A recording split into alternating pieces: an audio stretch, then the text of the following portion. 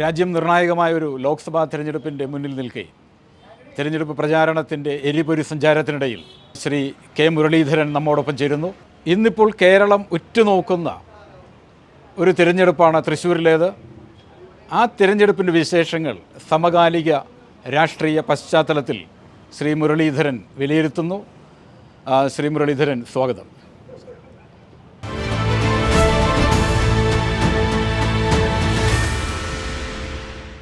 കോൺഗ്രസിനെ സംബന്ധിച്ചിടത്തോളം താങ്കളെ വാസ്തവത്തിലൊരു ക്രൈസിസ് മാനേജർ അല്ലെങ്കിൽ CM എന്ന് വിശേഷിപ്പിക്കാമെന്ന് എനിക്ക് തോന്നുന്നു. കാരണം എവിടെ എപ്പോഴൊക്കെ പ്രതിസന്ധി ഉണ്ടാവും. ഇപ്പോൾ അടുത്തിടെയായിട്ട് ഉദാഹരണത്തിന് കഴിഞ്ഞ ലോക്സഭാ തെരഞ്ഞെടുപ്പിൽ 2019 കോൺഗ്രസ് താങ്കളോട് പറയുന്നു വടകരയിലേക്ക് വരണം. വട്ടിയൂർക്കാവ് MLA ആയിരുന്ന താങ്കൾ അവിടെ നിന്ന് വടകരയിലേക്ക് വരുന്നു. അവിടെ ഒരു മാസ് എൻട്രി നടത്തുന്നു. മുല്ലപ്പള്ളി രാമചന്ദ്രൻ പിന്മാറിയ സാഹചര്യത്തിൽ ആ സീറ്റ് കോൺഗ്രസ്സിന് വേണ്ടി നിലനിർത്തുന്നു. അത് കഴിഞ്ഞ് 2021 നേമം പോലൊരു സീറ്റിൽ ശക്തമായ ഒരു മത്സരം വേണമെന്ന് പാർട്ടി തീരുമാനിക്കുമ്പോൾ പാർട്ടി വീണ്ടും താങ്കളിലേക്ക് തിരിയുന്നു. താങ്കൾ നേമത്തേക്ക് പോകുന്നു. അത് കഴിഞ്ഞ് ഇപ്പോൾ വടകരയിൽ നിന്ന് താങ്കൾ തൃശ്ശൂരിലേക്ക് വന്നിരിക്കുന്നു. അപ്പോൾ കോൺഗ്രസ്സിന് ഇപ്പോൾ ഒരു ക്രൈസിസ് വരുമ്പോൾ ആ ക്രൈസിസിനെ നേരിടാനായിട്ട് കെ മുരളീധരൻ എന്ന ഒരു നേതാവാണ് ഇപ്പോൾ കോൺഗ്രസ്സിലുള്ളത്. അതുകൊണ്ട് താങ്കളെ തീർച്ചയായിട്ടും ക്രൈസിസ് മാനേജർ അല്ലെങ്കിൽ CM, കോൺഗ്രസിൻ്റെ CM എന്ന് വിളിക്കാമോ? അല്ല, അതിൽ പാർട്ടി ഏൽപ്പിച്ച കാര്യങ്ങൾ ചെയ്യുക, അത് മാത്രമേ ഞാൻ ഉദ്ദേശിച്ചിട്ടുള്ളൂ. ഞാനിപ്പോൾ അവിടെ വട്ടിയൂർക്കാവ് MLA ആയിരുന്നപ്പോൾ വളരെ നിയോജകമണ്ഡലവുമായി ഇഴുകിച്ചേർന്ന് പ്രവർത്തിച്ച ഒരാളാണ്. പക്ഷേ പാർട്ടി ഒരു നിർണായക ഘട്ടം വന്നപ്പോൾ വടകരയിൽ മത്സരിക്കണം എന്ന് പറഞ്ഞു. അങ്ങനെ വടകരയിൽ മത്സരിച്ച് ജയിച്ചു. നേമത്ത് ജയിക്കാൻ കഴിഞ്ഞില്ലെങ്കിലും BJPയുടെ പരാജയം ഉറപ്പുവരുത്താൻ കഴിഞ്ഞു. ഇന്നിപ്പോൾ തൃശ്ശൂരിലേക്ക് മാറ്റാനൊരു പ്രധാന ഘടകം എന്ന് പറയുന്നത് ഇപ്പോൾ ഇതിൽ ലീഡർ കെ കരുണാകരൻ്റെ തട്ടകമാണ്. ഇവിടെയാണ് പത്മജ പാർട്ടി വിട്ടുപോയപ്പോൾ ഒരു ചില കൺഫ്യൂഷനുകൾ ഉണ്ടാക്കാൻ നോക്കി. അങ്ങനെ വന്നപ്പോഴാണ് പ്രതാപൻ്റെ കൂടെ നിർദ്ദേശം അംഗീകരിച്ചുകൊണ്ട് എന്നെ മത്സരിക്കാൻ പാർട്ടി ചുമതലപ്പെടുത്തിയത്. അപ്പോൾ വളരെ നല്ല രീതിയിൽ ഇവിടെ വന്ന കാര്യങ്ങൾ ഇപ്പോൾ മുന്നോട്ട് പോകുന്നുണ്ട്. ജയിക്കാൻ കഴിയും, സീറ്റ് നിലനിർത്താൻ കഴിയുന്നുള്ള പൂർണ്ണ വിശ്വാസത്തോടുകൂടിയിട്ടാണ് ഞങ്ങൾ മുന്നോട്ട് പോകുന്നത്. വടകരയിൽ വാസ്തവത്തിൽ കഴിഞ്ഞ 5 കൊല്ലമായിട്ട് താങ്കൾ വളരെ സജീവമാണ്. മണ്ഡലത്തിൽ ആ രീതിയിലൊരു പേഴ്സണൽ ഇൻവെസ്റ്റ്മെൻറ്റ് കൂടിയുണ്ട് താങ്കളുടെ. അത്രയും വ്യക്തിബന്ധങ്ങൾ വളർത്തിയെടുത്തിട്ടുണ്ട്. അപ്പോൾ അവിടെ നിന്ന് നമ്മൾ ആ ഒരു ഈ മാറ്റമുണ്ടായ ഒരു പരിസരത്തിലേക്ക് വരികയാണ്. എപ്പോഴാണ്, അതായത് മാർച്ച് 6-ന് പത്മജ ഈ പറഞ്ഞതുപോലെ അവർ BJPയിലേക്ക് പോകുന്നു. അന്ന് എങ്ങനെയാണ് താങ്കളിലേക്ക് ഈ സന്ദേശം എത്തുന്നത്? ആരാണ് താങ്കൾ ഇത് വിളിച്ചറിയുന്നത്? അതല്ല, ഞാൻ കഴിഞ്ഞ 5 വർഷം എൻ്റെ ഒരു ശൈലി എന്താണെന്ന് പറഞ്ഞാൽ ഏത് നിയോജകമണ്ഡലം ഏൽപ്പിക്കുന്നുവോ അവിടെ കാര്യങ്ങൾ ഭംഗിയായിട്ട് ചെയ്യുക. നമ്മൾ 5 കൊല്ലത്തേക്കാണല്ലോ തിരഞ്ഞെടുക്കുന്നത്. ആ 5 വർഷവും കോൺസ്റ്റിറ്റ്യുവൻസിക്ക് വേണ്ടി പ്രവർത്തിക്കുക. ഇപ്പോൾ വടകര പോലത്തെ ഒരു നിയോജകമണ്ഡലം നേഴ്സ് ചെയ്യുക എന്ന് പറഞ്ഞാൽ അത്ര എളുപ്പമല്ല. കാരണം രാഷ്ട്രീയമായിട്ടുള്ള ഒരു ശക്തമായിട്ടുള്ള വേരോട്ടുള്ളൊരു നിയോജകമണ്ഡലമാണ്. അവിടെ പലപ്പോഴും ശത്രുതാപരമായിട്ടുള്ള സമീപനങ്ങൾ പല ഭാഗത്തു നിന്നുണ്ടാകും. പക്ഷേ ഞാനെടുത്തൊരു സമീപനം, എൻ്റെ അന്നത്തെ വടകര നിയോജകമണ്ഡലത്തിലെ എല്ലാ ഗ്രാമപഞ്ചായത്ത് പ്രസിഡൻറ്റുമാരുമായി, മുനിസിപ്പൽ ചെയർമാൻമാരുമായി, വിവിധ രാഷ്ട്രീയ കക്ഷി പ്രതിനിധികളൊക്കെ ആയിട്ടും നല്ല രീതിയിൽ വ്യക്തിബന്ധം വളർത്തി മുന്നോട്ട് പോയി. ഒരു കാര്യത്തിന് എന്നെ സമീപിച്ചു കഴിഞ്ഞാൽ എനിക്ക് ചെയ്യാൻ കഴിയുന്ന കാര്യങ്ങളാണ് ഞാൻ ചെയ്തു കൊടുക്കും. ഞാൻ ഒരിക്കലും അവരോട് രാഷ്ട്രീയം നോക്കി നോ എന്ന് പറയാറില്ല. അങ്ങനെയൊക്കെ കാരണം നല്ല അടുത്ത ബന്ധം അവിടെ ഉണ്ടായി. പക്ഷേ ഇങ്ങനെ ഒരു സാഹചര്യം ഉണ്ടായപ്പോഴാണ് പാർട്ടി എന്ന് വിളിച്ച് ഇങ്ങനെ നിർദ്ദേശം മുന്നോട്ട്. പാർട്ടിയിൽ നിന്ന് ആരാണ് ആദ്യം? അല്ല, അത് VD സതീശൻ ഉണ്ടായിരുന്നു, സുധാകരൻ ഉണ്ടായിരുന്നു, KC വേണുഗോപാൽ, ഇവരൊക്കെ കൂടിയാണ് ആ നിർദ്ദേശം എന്നോട് പറഞ്ഞത്. താങ്കളപ്പോൾ ഒന്ന് ആലോചിക്കാൻ സമയം ചോദിച്ചു? അതല്ല, ഞാൻ പറഞ്ഞു എനിക്ക് വല്ല പ്രയാസമായിരുന്നു. കാരണം ഒരു കോൺസ്റ്റിറ്റ്യുവൻസിയിൽ ഇങ്ങനെ നിന്ന് പ്രവർത്തിക്കുന്നു. ഇലക്ഷൻ താങ്കൾക്ക് ഒരു നല്ല കോൺഫിഡൻസ് ഉണ്ട്? എനിക്ക് നല്ല കോൺഫിഡൻസ് ഉണ്ടായിരുന്നു. അതിൻ്റെ 1ാം റൗണ്ട് ഞാൻ വർക്ക് കഴിഞ്ഞിരുന്നു. പലയിടത്തും എന്നോട് ചോദിക്കാതെ തന്നെ പ്രവർത്തകർ ചുമരെഴുതി, ഫ്ലക്സ് ബോർഡുകൾ നേടുന്നു, കൺവെൻഷൻ തീരുമാനിച്ചു, കേന്ദ്ര കമ്മിറ്റി ഓഫീസ് കണ്ടെത്തി, അതിൻ്റെ ഉദ്ഘാടന തീയതി തീരുമാനിച്ചു. അതായത് 10-ാം തീയതി കൺവെൻഷൻ ഉദ്ഘാടനം, 11-ഉം 12-ഉം നോമ്പ് വരുമോ എന്നുള്ള സംശയമുള്ളതുകൊണ്ട് 14, 15, 16 നിയോജകമണ്ഡലം കൺവെൻഷനുകൾ, 17-ാം തീയതി സെൻട്രൽ കമ്മിറ്റി ഓഫീസ് ഉദ്ഘാടനം, അങ്ങനെ എല്ലാം തീരുമാനിച്ച് അതിനു മുമ്പ് MP ഫണ്ടിൻ്റെ കുറേ ഉദ്ഘാടനങ്ങൾ, സർക്കാർ പരിപാടി, ഇതിങ്ങനെ നിരന്തരം. അതായത് ഈ ഫെബ്രുവരി 11-ാം തീയതി ഡൽഹിയിൽ നിന്ന് തിരിച്ചെത്തിയതിന് ശേഷം ഒരു ഫലത്തിൽ സ്ഥാനാർത്ഥി തന്നെയായിരുന്നു. കാലത്ത് 7 മണിക്ക് വീട്ടിൽ നിന്ന് ഇറങ്ങിയാൽ അർദ്ധരാത്രിയൊക്കെയാണ് തിരിച്ചു വരാറ്. പക്ഷേ പെട്ടെന്നാണ് പത്മജയുടെ പോക്കൊരിക്കലും പ്രതീക്ഷിച്ചതല്ല, സ്ഥാനാർത്ഥിത്വം തൃശ്ശൂരും പ്രതീക്ഷിച്ചതല്ല, എല്ലാം പെട്ടെന്ന് സംഭവിച്ചു. അപ്പോൾ ആലോചിക്കാനായിട്ട് ഒരു കുറച്ച് സമയം ചോദിച്ചു നേതൃത്വത്തോടെ? ഇല്ല, ഞാനങ്ങനെ പ്രത്യേകിച്ച് ചോദിച്ചില്ല. ഞാനതിൻ്റെ എല്ലാവരുമായിട്ട് ആലോചിച്ചു. പലരും പറഞ്ഞു ഇപ്പോൾ പോകണോ, ഇവിടെ വടകര സേഫ് അല്ലേ എന്നൊക്കെ ചോദിച്ചു. പക്ഷെ എന്നാലും പാർട്ടി പറഞ്ഞതാണല്ലോ, അതുകൊണ്ട് തന്നെ പ്രത്യേകിച്ച് അച്ഛൻ്റെ തട്ടകമാണ്. അതെ. പിന്നെ 96 അദ്ദേഹം 98 ഞാനും തോറ്റിട്ടൊരു സ്ഥിതിവിശേഷം ഉണ്ടായിരുന്നല്ലോ. അപ്പോൾ അതൊക്കെ ഒന്ന് മാറ്റിയെടുക്കുക എന്നുള്ളൊരു ഉദ്ദേശം കൂടി ഉണ്ടായിരുന്നു. അതെ. അപ്പോൾ ആ ഒരു തോൽവിയുടെ ഒരു പശ്ചാത്തലം എവിടെയുണ്ട്, ഒരു ചരിത്രമുണ്ട്, അത് തിരുത്തി കുറിക്കാനുള്ള ഒരു ദൗത്യം കൂടി. കാരണം അന്ന് ഞങ്ങൾ രണ്ടുപേരും പരാജയപ്പെട്ടപ്പോൾ അന്ന് കോൺഗ്രസ് രാഷ്ട്രീയത്തിൽ ഒരുപാട് ഗ്രൂപ്പ് തർക്കങ്ങളും പരസ്പരം കണ്ടാൽ പോലും കണ്ട ഭാവം നടിക്കാത്തൊരു കാലഘട്ടമായിരുന്നു. അതായത് ഒരു പാർട്ടിക്കുള്ളിൽ 2 പാർട്ടിയായിരുന്നു. അതുകൊണ്ട് തന്നെ അന്ന് വന്ന പല പ്രസ്താവനകളും എല്ലാം ജനത്തിൻ്റെ ഇടയിൽ ഒരു അന്ന് ദൗർഭാഗ്യവശാൽ ഉണ്ടായി. പക്ഷേ കെ കരുണാകരൻ തോറ്റ അത് മാത്രമല്ല, അദ്ദേഹം വിചാരിച്ച് ജയിക്കുമെന്ന് വിചാരിച്ച ഒരു അശ്രദ്ധ ഉണ്ടായി. അല്ലെങ്കിൽ അദ്ദേഹം ഒരിക്കലും തോൽക്കില്ലായിരുന്നു. ഇപ്പോൾ ചെറിയ ഭൂരിപക്ഷത്തിനാണ് 1200 വോട്ട്, പാർലമെൻറ്റിൽ 1200 ഒന്നുമല്ല. പ്രത്യേകിച്ച് അന്ന് തൃശ്ശൂർ അസംബ്ലിയിൽ അദ്ദേഹത്തിന് ഒരു 3000 വോട്ട് ലീഡ് കിട്ടി അദ്ദേഹം ജയിച്ചേനെ. അദ്ദേഹം അന്ന് സ്ഥാനാർത്ഥി എന്നുള്ള നിലയിൽ പോലും വോട്ട് ചോദിക്കുന്നില്ല, അദ്ദേഹം അസംബ്ലി സ്ഥാനാർത്ഥികൾക്ക് വോട്ട് ചോദിച്ചു. പാർലമെൻറ്റിൽ ഇതെൻ്റെ കുടുംബമാണ്, എൻ്റെ കാര്യം ഞാൻ പറയുന്നില്ല, അങ്ങനെയൊക്കെയുള്ളൊരു അപ്രോച്ച് ഉണ്ടായപ്പോൾ എന്താ ജനത്തിനത് ഒരു പ്രയാസം ജനത്തിനുണ്ടായി. 97 ഞാൻ നിൽക്കുമ്പോൾ ഈ പറഞ്ഞ ശക്തമായിട്ട് ഗ്രൂപ്പീസും കാര്യങ്ങളുമായിരുന്നു. പലയിടത്തും അതിൻ്റെയൊക്കെ റിയാക്ഷൻ ജനങ്ങളുടെ ഭാഗത്തുനിന്നുണ്ടായി. പക്ഷേ ഇന്ന് ഞാൻ സ്ഥാനാർത്ഥിയായിട്ട് വരുമ്പോൾ എല്ലാ വിഭാഗത്തിൽ നിന്നും വളരെ സ്നേഹത്തോടു കൂടിയിട്ടുള്ള സ്വീകരണമാണ് എനിക്കിപ്പോൾ കിട്ടിക്കൊണ്ടിരിക്കുന്നത്. തീർച്ചയായിട്ടും. ഒരു 12ഓളം തിരഞ്ഞെടുപ്പുകൾ താങ്കൾ നേരിട്ടിട്ടുണ്ടെന്നാണ് ഞാൻ മനസ്സിലാക്കുന്നത്. അതിൽ പകുതിയോളം തിരഞ്ഞെടുപ്പുകൾ താങ്കൾ വിജയിച്ചു, പകുതി ഏതാണ്ട് പരാജയപ്പെട്ടു. അതിനകത്ത് 2004 ആ തിരഞ്ഞെടുപ്പ് പരാജയം വടക്കാഞ്ചേരിയിൽ, അതാണോ താങ്കളെ ഏറ്റവും ഉലച്ച ഒരു പരാജയം? അത് അന്നത്തെ ഒരു സാഹചര്യത്തിൽ സത്യത്തിൽ ഞാനതിൻ്റെ ഉത്തരവാദിയായിരുന്നില്ല. ഞാൻ ഹൈക്കമാൻഡാണ് എന്നോട് പറഞ്ഞത് KPC പ്രസിഡന്റ് സ്ഥാനം രാജിവെച്ച് മന്ത്രിയാവാൻ. അതായത് മന്ത്രിയാകണമെന്നുള്ള ഒരു അധമ്യമായ ആഗ്രഹത്തിൽ താങ്കൾ എടുത്ത തീരുമാനമല്ല? ഒരിക്കലുമല്ല, ഹൈക്കമാൻഡ് തീരുമാനമായിരുന്നു.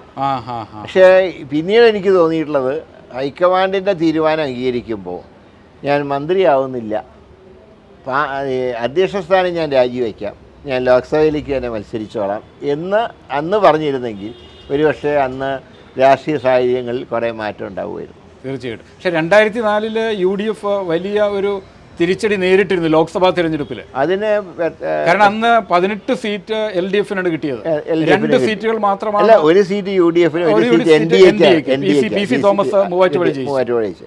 അതായത് അന്നുണ്ടായൊരു പ്രത്യേകത, ഈ അന്ന് ഹരികൃഷ്ണൻ സിംഗ് സൂർജിത്താണ് CPM-ൻ്റെ അഖിലേന്ത്യാ ജനറൽ സെക്രട്ടറി. അദ്ദേഹം പറഞ്ഞു കേരളത്തിലും ബംഗാളിലും ത്രിപുരയിലും ഞങ്ങൾ കോൺഗ്രസുമായിട്ട് ഏറ്റുമുട്ടുന്നുണ്ട്, പക്ഷേ അവിടെ 3 സ്ഥലത്ത് ഏറ്റുമുട്ടിയാലും ഇന്ത്യ രാജ്യത്ത് ഒരു ഗവൺമെൻറ് ഉണ്ടാക്കേണ്ട ഘട്ടം വന്നാൽ ഞങ്ങൾ കോൺഗ്രസിനെ പിന്തുണയ്ക്കും. അപ്പോൾ കേരളത്തിലെ കോൺഗ്രസ്സുകാരോട് അന്ന് ജനങ്ങൾക്ക് വലിയ വെറുപ്പുണ്ടായൊരു കാലമാണ്. തമ്മിൽ 100 സീറ്റ് കൊടുത്തിട്ട് തമ്മിൽ തല്ലി എന്നുള്ളൊരു വൈരാഗ്യം ജനത്തിനുണ്ടായി. ഇപ്പോൾ സൂർജിത്തിൻ്റെ ഈ സ്റ്റേറ്റ്മെൻറ്റോടുകൂടെ എന്നാൽ പിന്നെ അവർക്ക് വോട്ട് ചെയ്യാം എന്നൊരു ചിന്താഗതി വന്നു. പക്ഷെ ഇന്ന് അങ്ങനെയല്ല.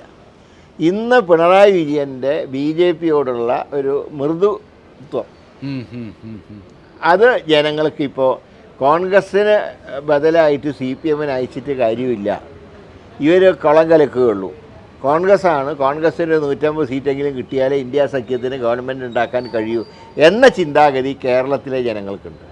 അതുകൊണ്ട് തന്നെയാണ് ഇത്തവണ മാർക്സിസ്റ്റ് പാർട്ടിയുടെ ഒരു ഭീഷണി ഇന്ന് ഞങ്ങളുടെ മുമ്പിലില്ല, 2004 ആവർത്തിക്കില്ല.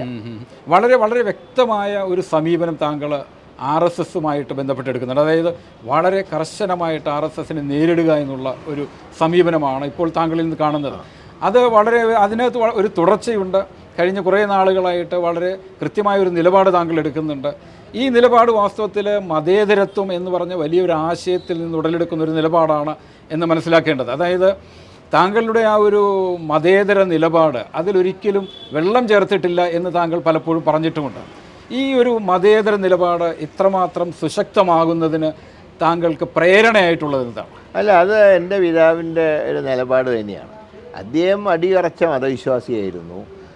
എല്ലാ മാസം 1-ാം തീയതി ഗുരുവായൂർ പോകണമെന്ന് നിർബന്ധമുള്ള ആളായിരുന്നു. എന്നാൽ അതേ സമയത്ത് മറ്റ് മതങ്ങളെ സംരക്ഷിക്കുന്ന കാര്യത്തിലും അദ്ദേഹം വളരെ ജാഗ്രത പുലർത്തിയിരുന്നു. അതുകൊണ്ട് തന്നെ ചിലപ്പോഴും അന്ന് RSSകാർ ഉൾപ്പെടെ അദ്ദേഹത്തിനെ ഒരുപാട് വിമർശിച്ചിട്ടുണ്ട്. ഇപ്പം ഞാൻ ഒരു ഉദാഹരണം പറയും, മുമ്പ് നിലയ്ക്കലൊരു സംഭവം ഉണ്ടായില്ല, ഒരു പള്ളി ഒരു കുരിശ് കണ്ട ഋഷിയായിട്ട് ബന്ധം ഉണ്ടായിരുന്നു. അപ്പോൾ അന്ന് അദ്ദേഹം പറഞ്ഞു, നിലയ്ക്കൽ എവിടെയെങ്കിലും ഒരു കുരിശോധം കണ്ടാലൊന്നും ശബരിമലയുടെ പ്രാധാന്യം പോവില്ലല്ലോ, അതുകൊണ്ട് എന്തിനാണ് അതിലിത്ര ബഹളം വെക്കേണ്ട കാര്യം എന്ന് ചോദിച്ചതിൻ്റെ പേരിൽ റവറൻ ഫാദർ കരുണാകരൻ എന്നൊക്കെ പറഞ്ഞ് അന്ന് ബഹളം ഉണ്ടാക്കിയും മലയാള മാസം 1-ാം തീയതി തൊഴുകാൻ ഗുരുവായൂർ തൊഴുകാൻ ചെന്ന അദ്ദേഹത്തിനെ തടയാൻ പോലും അന്ന് RSSകാർ ശ്രമിച്ചു. അന്ന് അദ്ദേഹം മുഖ്യമന്ത്രി ആയതുകൊണ്ട് മാത്രമാണ് അദ്ദേഹത്തിന് അതൊരു ശക്തമായിട്ടുള്ള പ്രൊട്ടക്ഷൻ പോലീസിൻ്റെ ഭാഗത്തുണ്ടായത്. അദ്ദേഹം അന്ന് പറഞ്ഞു, ഞാനൊരിക്കലും എന്നെ തടയാൻ വന്നാൽ എൻ്റെ പാർട്ടിക്കാരെ ഉപയോഗിച്ച് ഞാൻ ഒരിക്കലും തിരിച്ചടിക്കില്ല, കാരണം ഗുരുവായൂർ അമ്പലമാണ്, പരിപാലനമായുള്ള ക്ഷേത്രമാണ്, ഇവിടെ വെച്ച് എനിക്ക് മർദ്ദനമേറ്റാലും ഗുരുവായൂരപ്പൻ്റെ മുമ്പിലാണ് എന്നൊരു സ്റ്റാൻഡ് അദ്ദേഹം എടുത്തു. അപ്പോൾ അങ്ങനെയൊക്കെ അദ്ദേഹം കാലാകാലങ്ങളിൽ എടുത്ത നിലപാടുകളാണ് ഒരു മതേതര ചിന്താഗതി എൻ്റെ മനസ്സിലുണ്ടായത്. അല്ല, ഈ മതേതരത്വത്തിൻ്റെ ഈ കാര്യം പറയുമ്പോൾ ഇപ്പോൾ അടുത്തിടെയുണ്ടായിട്ടുള്ള ചില സംഭവവികാസങ്ങൾ, ഇപ്പോൾ CAA ഉൾപ്പെടെയുള്ള സംഭവവികാസങ്ങൾ, ഇന്ത്യ എന്ന് പറഞ്ഞൊരു ആശയം തന്നെ വെല്ലുവിളിക്കപ്പെടുകയാണ് എന്നുള്ള ഒരു വലിയ വിമർശനങ്ങൾ ഉയരുന്നുണ്ട്. ഈ ഘട്ടത്തിൽ വാസ്തവത്തിൽ കോൺഗ്രസിൻ്റെ ഒരു അഖിലേന്ത്യാ നയം, അത് ഇടയ്ക്ക് ചില ചോദ്യങ്ങൾ ഉയർന്നിരുന്നു. അതായത് ചിലപ്പോഴൊക്കെ കോൺഗ്രസ് ഒരു മൃദു ഹിന്ദു സമീപനം സ്വീകരിക്കുന്നുണ്ടെന്നുള്ള വിമർശനം ഉയർന്നിരുന്നു. ഇതിൽ മൃദു ഹിന്ദുത്വം എന്നുള്ള വാക്കിന് തന്നെ പ്രസക്തിയില്ല. യഥാർത്ഥ ഹിന്ദുത്വം എന്താ? എല്ലാ ജനങ്ങളെയും അംഗീകരിക്കുന്ന ഒരു മതമാണ് ഹിന്ദു മതം. ഇതിൽ തന്നെ അയോധ്യയിൽ തന്നെ ശ്രീരാമൻ ഇതിൽ ലക്ഷ്മണനോട് സുമിത്ര പറയുന്നൊരു വാചകമുണ്ട്. അതാണല്ലോ രാമായണത്തിലെ ഏറ്റവും പരമപ്രധാനമായിട്ടുള്ളൊരു വാചകം. അതായത് ശ്രീരാമൻ എവിടെ ആണോ അവിടെ അയോധ്യയാണ്. അതുകൊണ്ട് തന്നെ അതിനെ ശ്രീരാമനുള്ള വനമാണെങ്കിലും അതിനെ അയോധ്യയായിട്ട് കണക്കാക്കണം. ഇവിടെ ഒരു പള്ളി 450 വർഷം പഴക്കമുള്ളൊരു പള്ളി തകർത്തുകൊണ്ടാണ് അവിടെ തന്നെ ക്ഷേത്രം പണിയാൻ തീരുമാനിച്ചത്. നേരെ മറിച്ച് ആ പള്ളിയുടെ സമീപത്താണ് ഒരു ക്ഷേത്രം പണിതിരുന്നെങ്കിൽ അതെല്ലാ വിശ്വാസികൾക്കും എല്ലാ മതസ്ഥർക്കും അതിൽ വളരെ സന്തോഷപ്രദമാകുമായിരുന്നു. അതാണ് ശ്രീ രാജീവ് ഗാന്ധി മുമ്പ് ഉദ്ദേശിച്ചത്. പക്ഷെ അത് നടക്കാതെ പോയി. ഇത് ഒരു 450 വർഷത്തെ പഴക്കമുള്ളൊരു പള്ളി തകർത്തു. അതിന് കാരണം പറഞ്ഞ് 450 വർഷങ്ങൾക്ക് മുമ്പ് ഒരു അമ്പലം ഉണ്ടായിരുന്നു എന്ന് പറയുന്നു. പക്ഷേ ഒരു കാര്യം മനസ്സിലാക്കേണ്ട, ചരിത്രത്തിൽ ബാബർ ചക്രവർത്തി ഒരിക്കലും ഒരു തീവ്രവാദിയായിരുന്നില്ല, ഒരു ഇസ്ലാമിക തീവ്രവാദി ആയിരുന്നില്ല. അദ്ദേഹം മറ്റു മതങ്ങളെയും ബഹുമാനിച്ചിരുന്നു. അദ്ദേഹത്തിനെ ഇന്ത്യ ആക്രമിക്കാൻ തന്നെ ആക്രമിക്കാൻ ക്ഷണിച്ചത് ഹിന്ദുക്കൾ ഉൾപ്പെടെയുള്ള അന്നത്തെ വിഭാഗങ്ങളായിരുന്നു. അതാ ചരിത്രം അതാണ്. അപ്പോഴാണ് ഇതിനെ മതവൽക്കരിക്കാനുള്ള ശ്രമം RSSൻ്റെ ഭാഗത്തുണ്ടായത്. അതിനെയാണ് ഞങ്ങൾ ചോദ്യം ചെയ്തത്. അപ്പോൾ അതിൽ മൃദു ഹിന്ദുത്വം എന്നുള്ള വാക്കിന് പ്രസക്തിയില്ല. അത് ഞാൻ മറ്റൊരു കാര്യം കൂടെ പറയാം. ഈ പൗരത്വ നിയമത്തിൻ്റെ കാര്യത്തിൽ ഞങ്ങൾ എടുത്ത അതേ സ്റ്റാൻഡ് തന്നെ ശബരിമലയിൽ ആചാരങ്ങൾ നിഷേധിക്കുന്ന വിധി ഉണ്ടായപ്പോഴും ഞങ്ങൾ സ്വീകരിച്ചു. അന്ന് ഞാൻ പദയാത്ര നടത്തിയാണ് തിരുവനന്തപുരത്ത് പത്തനംതിട്ട വരെ. ആചാരങ്ങൾ സംരക്ഷിക്കണം ഹിന്ദു മതത്തിൻ്റെ. മണിപ്പൂരിലെ ക്രിസ്ത്യാനികളെ ആക്രമിച്ചപ്പോൾ ആരാ അവിടെ ആദ്യം ഓടിയെത്തിയത്? രാഹുൽ ഗാന്ധിയല്ലേ. അപ്പോൾ മതങ്ങൾക്ക് ഇന്ത്യൻ ഭരണഘടനയിൽ സ്പേസ് ഉണ്ട്, ആ സ്പേസ് നിലനിർത്തണം. അതാണ് ഞങ്ങളുടെ ആഗ്രഹം. അതിന് മാർക്സിസ്റ്റ് പാർട്ടി കൊടുക്കുന്ന പേരാണ് മൃദു ഹിന്ദുത്വം. ഞാൻ ഇന്നിപ്പോൾ ഒരു കോളേജിൽ ചെന്നപ്പോൾ ഒരു SFIക്കാർ എഴുതി വച്ചിരിക്കുകയാണ്, കേരളത്തിൽ മാത്രം മതേതരത്വം, കേരളത്തിന് പുറത്ത് മൃദു ഹിന്ദുത്വം. ഈ എഴുതി വയ്ക്കുന്ന പാർട്ടി കേരളത്തിൽ കോൺഗ്രസിനെ എതിർക്കുമ്പോൾ മറ്റ് സ്റ്റേറ്റുകൾ കോൺഗ്രസിൻ്റെ കൂടെയല്ലേ. ഇപ്പോൾ കേരളത്തിൽ മതേതരാണെങ്കിൽ അത് അംഗീകരിച്ചല്ലോ. കേരളത്തിന് പുറത്ത് മൃദു ഹിന്ദുത്വം എന്ന് പറയുമ്പോൾ ആ പാർട്ടിയായിട്ട് പിന്നെ എന്തിനാ കൂട്ടുകൂടാൻ വരുന്നവർ? രാമക്ഷേത്രത്തിൻ്റെ ഉദ്ഘാടനത്തിന് ക്ഷണക്കത്ത് കിട്ടിയിരുന്നു? ഇല്ല, ഞങ്ങൾക്കൊന്നും ക്ഷണിച്ചിട്ടില്ല. പാർട്ടിക്ക് ക്ഷണം ഉണ്ടായിരുന്നു. ഖാർഗെയ്ക്ക് ക്ഷണിച്ചു, അധീർ രഞ്ജൻ ചൗധരിയെ ക്ഷണിച്ചു, സോണിയാഗാന്ധിയെ ക്ഷണിച്ചു. ആ ക്ഷണക്കത്തിൽ പറഞ്ഞിട്ടുള്ളത് ഈ കത്ത് ആർക്കും കൈമാറാൻ പാടില്ല. 3 പേരും പറഞ്ഞു ഇന്നത്തെ സാഹചര്യത്തിൽ ഞങ്ങളില്ല. ഈ ക്ഷേത്രവും അതുപോലെ തന്നെ ക്ഷേത്ര ദർശനവുമൊക്കെ ആയിട്ട് ബന്ധപ്പെടുമ്പോൾ ഒരു ചോദ്യം ചോദിക്കണം എന്ന് വിചാരിക്കുകയാണ്. താങ്കളുടെ പിതാവിൻ്റെ ശ്രീ K. കരുണാകരൻ്റെ ഗുരുവായൂർ യാത്രകൾ വളരെ പ്രസിദ്ധമായിരുന്നു. പക്ഷെ താങ്കളുടെ അത്തരം യാത്രകളൊന്നും അധികം സമൂഹ മധ്യത്തിൽ കണ്ടിട്ടില്ല. താങ്കളുടെ വിശ്വാസം വളരെ സ്വകാര്യമായിട്ട് കാത്തു സൂക്ഷിക്കുന്ന ഒരാളാണ്. ഒരിക്കലും അങ്ങനെയല്ല. ഞാൻ എല്ലാ മാസവും ഗുരുവായൂർ പോകാറുണ്ട്. പക്ഷെ ഒരു കാര്യം നമ്മൾ മനസ്സിലാക്കേണ്ടത്, ക്ഷേത്രങ്ങൾക്കുള്ള ആചാരങ്ങൾ മറ്റ് ആചാരങ്ങളെക്കാൾ അല്പം വ്യത്യസ്തമാണ്. ഇപ്പോൾ ഒരു മരണം നടന്നാൽ ക്ഷേത്രത്തിൻ്റെ നട അടയ്ക്കും. ആ ക്ഷേത്രത്തിൻ്റെ പരിസരത്താണെങ്കിൽ ആ ബോഡി എടുത്തതിന് ശേഷം ക്ഷേത്ര നട തുറക്കുകയുള്ളൂ. ക്ഷേത്രത്തിൽ പോകുമ്പോൾ കുളിച്ച് ശുദ്ധമായിട്ട് പോകണമെന്നാണ് വിശ്വാസം. അപ്പോൾ ഞാൻ ആ വിശ്വാസം പാലിക്കുന്ന ആളാണ്. ഞാൻ ഗുരുവായൂർ പോകാറുണ്ട്, ക്ഷേത്രങ്ങളിൽ പോകാറുണ്ട്. പക്ഷെ ഒരു നിബന്ധന ഞാൻ വെക്കാറുണ്ട്. കാലത്ത് കുളി കഴിഞ്ഞ് നേരെ അമ്പലത്തിൽ പോയി പ്രാർത്ഥിച്ച് വന്ന് കഴിഞ്ഞാൽ പിന്നെ നമ്മൾ പൊതുപരിപാടിക്ക് പോകുമല്ലോ. നമ്മൾ ചിലപ്പോൾ ഭക്ഷണം കഴിക്കുന്നത് ചിലപ്പോൾ നോൺ വെജ് ആയിരിക്കും, മരണ വീട്ടിൽ കയറേണ്ടി വരും. അങ്ങനെയൊക്കെ കയറുമ്പോൾ നേരെ പിന്നെ ക്ഷേത്രത്തിലേക്ക് പോകും. നേരെ വെച്ച് മറ്റു മതങ്ങൾക്ക് അങ്ങനത്തെ നിബന്ധനകളില്ല. ഇപ്പോൾ ക്രിസ്ത്യൻ പള്ളികളിലാണെങ്കിലും മുസ്ലിം പള്ളികളിലാണെങ്കിലും അവിടെ ബോഡി അകത്ത് കൊണ്ടുപോയിട്ട് അവരുടെ മതപരമായിട്ട് പ്രാർത്ഥന നടത്താറുണ്ടല്ലോ. അവർക്ക് അതിൽ അശുദ്ധിയില്ല. നേരെ വെച്ച് ഹിന്ദു മതത്തിൽ അശുദ്ധിയുണ്ട്. അപ്പോൾ നമ്മൾ അതൊക്കെ പാലിക്കണ്ടേ? ഞാൻ വിശ്വാസി എന്നുള്ള നിലയിൽ ക്ഷേത്ര ആചാരങ്ങൾ ഞാൻ പാലിക്കണം. അതുകൊണ്ട് തന്നെ ആചാരങ്ങൾ പാലിച്ചുകൊണ്ടാണ് ഞാൻ ക്ഷേത്രത്തിൽ പോകാറുള്ളത്. ഞാൻ മലയാള മാസം 1-ാം തീയതി എന്നുള്ള നിബന്ധനയില്ല, പക്ഷെ മാസത്തിലൊരിക്കൽ പോകും. എന്തായാലും ഗുരുവായൂർ പോയിരിക്കും. അത് പിതാവ് കരുണാകരനിൽ നിന്ന് കിട്ടിയ ഒരു തീർച്ചയായും. കാരണം നമുക്കൊരു പർട്ടിക്കുലർ ഡേ എന്ന് പറഞ്ഞ് ചിലപ്പോൾ പോകാൻ കഴിഞ്ഞെങ്കിലും മനസ്സിന് അജ്ഞാനം വരും. അതുകൊണ്ട് ഞാൻ മാസത്തിലൊരിക്കൽ എന്തായാലും പോയിരിക്കും. പിന്നെ കഴിയുന്ന അത്ര സ്ഥലങ്ങളിൽ പോകുമ്പോൾ ഞാൻ ഈ ടൂറൊക്കെ പോകുമ്പോൾ, കമ്മിറ്റി ടൂറൊക്കെ പോകുമ്പോൾ, കഴിഞ്ഞാണ് മധുരയിൽ പോയി, അതേ മധുരയിൽ ക്ഷേത്രത്തിൽ. അപ്പോൾ ഞാൻ കാലത്ത് കുളിച്ച് ശുദ്ധമായിട്ട് തൊഴുതു വന്നതിന് ശേഷം മറ്റ് കാര്യങ്ങളുള്ളൂ. അപ്പോൾ അതുകൊണ്ട് തന്നെ മതപരമായിട്ടുള്ള ആചാരങ്ങൾ നമ്മൾ പാലിക്കണം. അങ്ങനെ പാലിക്കുമ്പോൾ തന്നെ അതിൽ മറ്റ് ജനങ്ങളെ സ്നേഹിക്കണം എന്നാണ് പറഞ്ഞിട്ടുള്ളത്. അല്ലാണ്ട് ഇന്ന മതക്കാരെ മാത്രം സ്നേഹിക്കണം എന്ന് പറഞ്ഞിട്ടില്ല. അതുകൊണ്ട് ഞാൻ എല്ലാ ജനങ്ങളെയും സ്നേഹിക്കുന്നു, അവരുടെ ആചാരങ്ങളെ ഞാൻ ബഹുമാനിക്കും. ഈ തൃശ്ശൂരെ മത്സരത്തിലേക്ക് വരുമ്പോൾ വളരെ കടുത്തൊരു പോരാട്ടമാണ് നടക്കുന്നത് എന്നാണ് പൊതുവെയുള്ള വിലയിരുത്തൽ. ഇവിടെ താങ്കളുടെ പ്രധാന മത്സരം BJPയുമായിട്ടാണോ അല്ലെങ്കിൽ ഇടതുപക്ഷവുമായിട്ടാണോ? ഞാൻ ആഗ്രഹിക്കുന്നത് BJP 3-ാം സ്ഥാനത്ത് പോകണമെന്നാണ്. അങ്ങനെ ഒരു താങ്കൾ ആഗ്രഹിക്കുന്നത് BJP 3-ാം സ്ഥാനത്താകണം എന്നാണ്. അതെ. പക്ഷേ അത് തന്നെയാണോ ഇവിടെ യാഥാർത്ഥ്യം? അത് തന്നെ യാഥാർത്ഥ്യമാണെന്നാണ് ഞാൻ പ്രതീക്ഷിക്കുന്നത്. കാരണം ഇനി അങ്ങനത്തെ ഒരു BJP കേരളത്തിലൊരു ശക്തമായ രാഷ്ട്രീയ പ്രസ്ഥാനം ആവരുത്. പ്രധാനമന്ത്രി മോദി ഇവിടെ വന്നിട്ട് പറഞ്ഞത് 2 അക്കം കടക്കും എന്നാണ്, അതായത് 10 സീറ്റ് പിടിക്കും എന്നാണ്. അതായത് അതൊക്കെ അദ്ദേഹത്തിന് സ്വപ്നം കാണാം. പക്ഷേ അദ്ദേഹത്തിന് ഒരു സീറ്റ് പോലും പിടിക്കാൻ കഴിയില്ല. അദ്ദേഹത്തിൻ്റെ 10 സീറ്റിൽ ഇടത്ത് ഭാഗത്ത് ഒന്നും ഉണ്ടാവില്ല. കേരളത്തിൽ നിന്ന് BJPക്ക് ഒരു സീറ്റും കിട്ടാൻ പോകുന്നില്ല. ഞാനിപ്പോൾ ലേറ്റസ്റ്റ് കിട്ടിയ വിവരം അനുസരിച്ച് തിരുവനന്തപുരത്ത് വില ഒരു 3-ാം സ്ഥാനത്ത് പോകുന്നതാണ് ഇപ്പോൾ ലേറ്റസ്റ്റ് ആയിട്ട് കിട്ടുന്ന വിവരം. അവരുടെ 2 പ്രധാന ശ്രദ്ധാകേന്ദ്രങ്ങൾ എന്ന് പറയുന്നത് തിരുവനന്തപുരവും തൃശ്ശൂരുമാണ്. അപ്പോൾ തൃശ്ശൂർ വാസ്തവത്തിൽ BJPയെ സംബന്ധിച്ചിടത്തോളം നമുക്കറിയാം, ഇപ്പോൾ ഇലക്ട്രൽ ബോണ്ടുകൾ വഴിയൊക്കെ തന്നെ അവരുടെ കയ്യിൽ അല്ലാതെയും ഈ പറഞ്ഞതുപോലെ വലിയ പണസമാഹരണമുണ്ട് എന്നാണ് പൊതുവെയുള്ള ഒരു വിലയിരുത്തലുകൾ, വിമർശനങ്ങളുണ്ട്. അപ്പോൾ താങ്കൾ ഈ BJP എന്ന് പറഞ്ഞ പ്രസ്ഥാന വാസ്തവത്തിൽ വളരെ ശക്തമായിട്ട് മുന്നേറുന്നൊരവസ്ഥയിൽ, അല്ലെങ്കിൽ അവരോരോ തിരഞ്ഞെടുപ്പ് സുരേഷ് ഗോപിക്ക് ഇനിയും വോട്ടുകൾ കൂടുതൽ കിട്ടും എന്നുള്ള ചില ഒരു വിലയിരുത്തലുകളുണ്ട്. ഇപ്പോൾ സുരേഷ് ഗോപി എന്ന് പറയുന്ന ഒരു സ്ഥാനാർത്ഥിയെ താങ്കൾ എങ്ങനെയാണ് കാണുന്നത്? ഞാൻ ഈ വ്യക്തികളെ കാണുന്നില്ല, ഞാൻ പാർട്ടി എന്നുള്ള നിലയ്ക്കാണ്. സുരേഷ് ഗോപി എന്ന വ്യക്തി ഞാനുമായിട്ട് നല്ല ബന്ധമാണ്. അത് വർഷങ്ങൾക്ക് മുമ്പ് ആരംഭിച്ച ബന്ധമാണ്. ഞാൻ 2011 വട്ടിയൂർക്കാവിൽ നിൽക്കുമ്പോൾ അന്ന് അദ്ദേഹം പരസ്യമായി തന്നെ അദ്ദേഹം എൻ്റെ ലീഡറെ മകന് വോട്ട് ചെയ്യുകയാണ് എന്ന് പറഞ്ഞിട്ടാണ് അദ്ദേഹം വോട്ട് ചെയ്തത്. പക്ഷേ അദ്ദേഹം ചേർന്ന രാഷ്ട്രീയ പ്രസ്ഥാനം, പിന്നീട് അദ്ദേഹത്തിൻ്റെ ഭാഗത്തുനിന്നുണ്ടായ ചില നടപടികൾ, അതിനെയൊക്കെയാണ് ഞാൻ വിമർശിച്ചത്. അല്ലാതെ സുരേഷ് ഗോപി എന്ന വ്യക്തിയെ ഞാൻ വിമർശിക്കുന്നില്ല.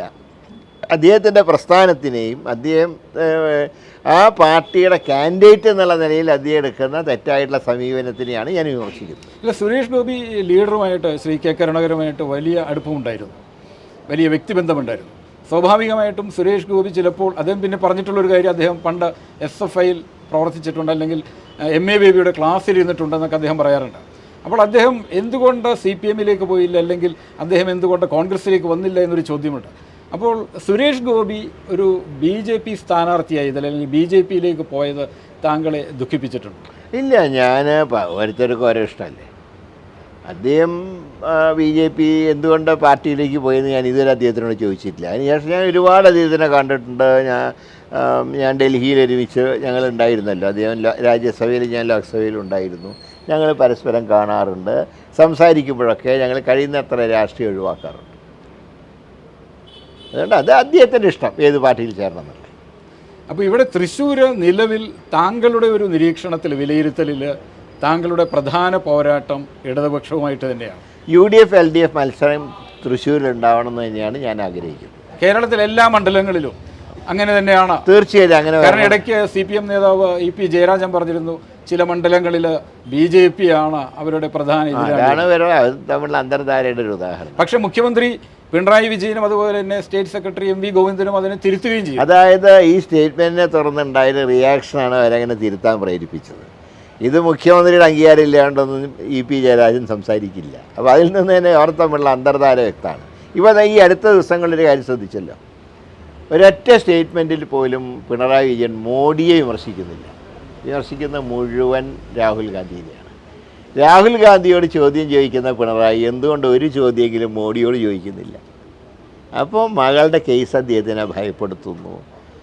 ആ ഭയപ്പെടുത്തി കാര്യം നേടാനാണ് BJP നോക്കുന്നത്. അല്ല, വാസ്തവത്തിൽ CPM-നെ സംബന്ധിച്ചിടത്തോളം ഇപ്പോൾ ഏറ്റവും അടുത്തിടെയുണ്ടായ ഒരു സംഭവവികാസം എന്ന് പറയുന്നത് ഇലക്ട്രൽ ബോണ്ടുകളുടെ കാര്യത്തിലാണ്.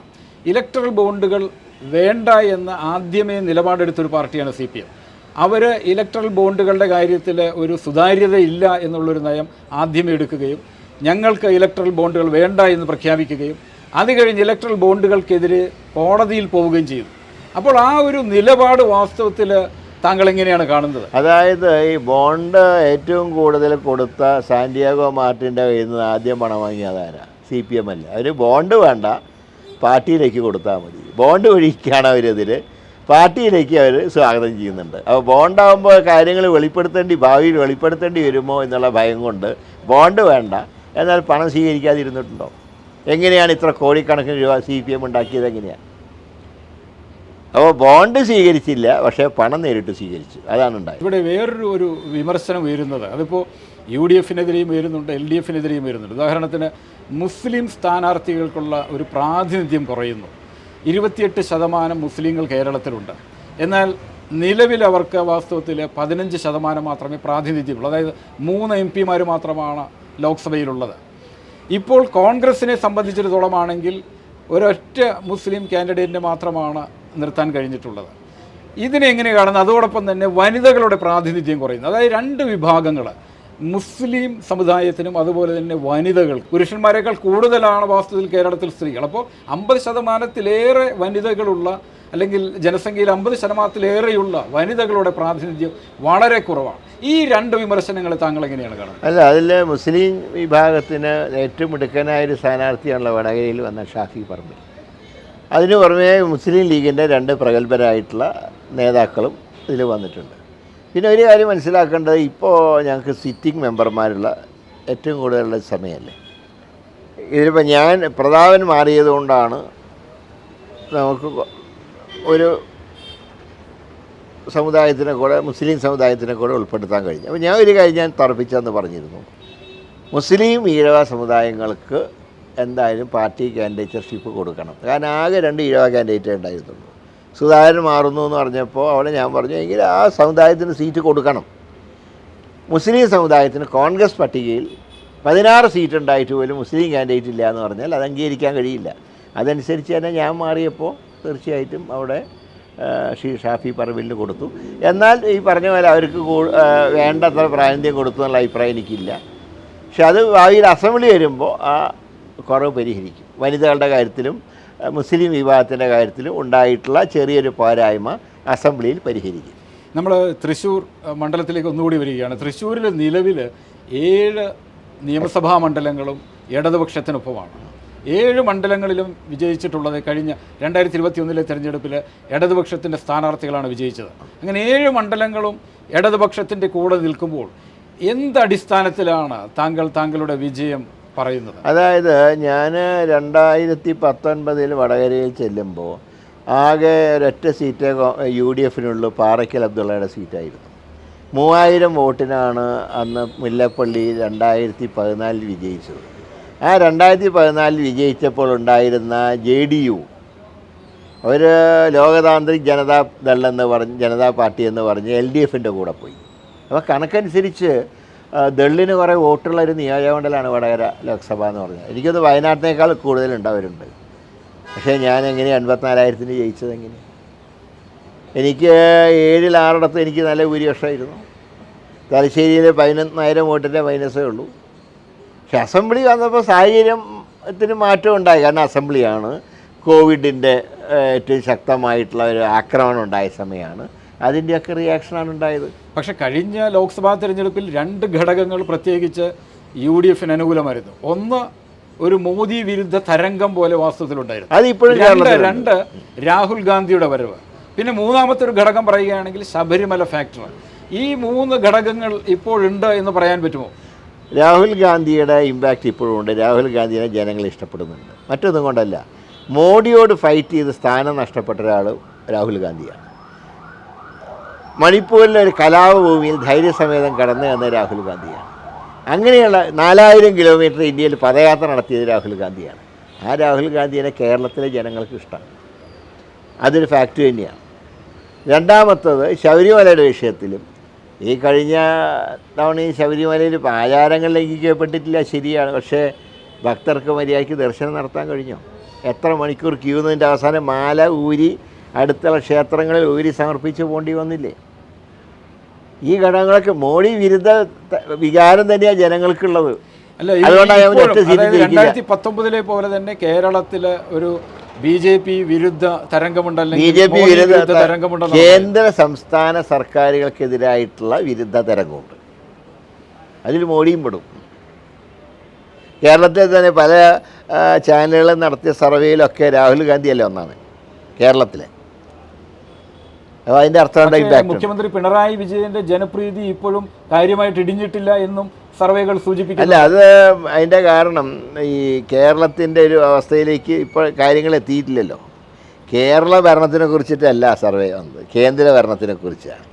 അതിൽ കേരളത്തിൽ ആരാ നല്ലതെന്ന് ചോദിച്ചപ്പോൾ പിണറായി എന്ന് പറഞ്ഞു എന്നല്ലാതെ രാഹുൽ ഗാന്ധിയാണ് ഇന്ത്യയുടെ പ്രധാനമന്ത്രിയാവാൻ ഏറ്റവും മിടുക്കനായ വ്യക്തി എന്നുള്ളതിൽ കേരളത്തിലെ ജനങ്ങൾക്ക് അഭിപ്രായ വ്യത്യാസമില്ല. അതുകൊണ്ടാണ് ഞാൻ പറയുന്നത് 2019 അന്തരീക്ഷം ഇപ്പോഴും നിലനിൽക്കുന്നു എന്ന് പറയാൻ കാരണം. 2021 താങ്കൾ നിയമത്തേക്ക് പോകുമ്പോൾ അവിടെ ശക്തമായൊരു മത്സരം ഉണ്ടാകുമെന്ന് താങ്കൾക്ക് ഉറപ്പായിരുന്നു. പക്ഷേ താങ്കളുടെയും കോൺഗ്രസിൻ്റെയും പ്രധാന ലക്ഷ്യം എന്ന് പറയുന്നത് BJPയുടെ പരാജയമായിരുന്നു എന്ന് പറഞ്ഞാൽ അത് ശരിയാണോ? അതായത് ഞാൻ പറയാം, BJPയോട് സോഫ്റ്റ് കോർണർ ഉണ്ടായതിൻ്റെ ഫലമായിട്ടാണ് BJP ജയിച്ചതെന്നുള്ളൊരു പ്രചാരണം മൊത്തത്തിലുണ്ടായിരുന്നു. അങ്ങനെ വന്നപ്പോൾ കോൺഗ്രസ് 2016 തെരഞ്ഞെടുപ്പിൽ സുരേന്ദ്രൻപിള്ള സ്ഥാനാർത്ഥിയായത് വാസ്തവത്തിൽ ഒരു ശരിയായ സമീപനമായിരുന്നില്ല എന്നാണോ താങ്കൾ സൂചിപ്പിക്കുന്നത്? ഞാൻ പറയുന്നത്, ഞാൻ വേറൊന്നും കൊണ്ട് പറയല്ല. 2011 നേമത്ത് കോൺഗ്രസ് മത്സരിച്ചിരുന്നെങ്കിൽ അവിടെ ഇങ്ങനൊരു BJPയുടെ വളർച്ച ഉണ്ടാവില്ലായിരുന്നു. അവിടെ BJPയുടെ വളർച്ചയേക്കാൾ ഉപരിയായിട്ട് ഇപ്പോൾ വട്ടിയൂർക്കാവിലും BJP വളർന്നിട്ടുണ്ടല്ലോ.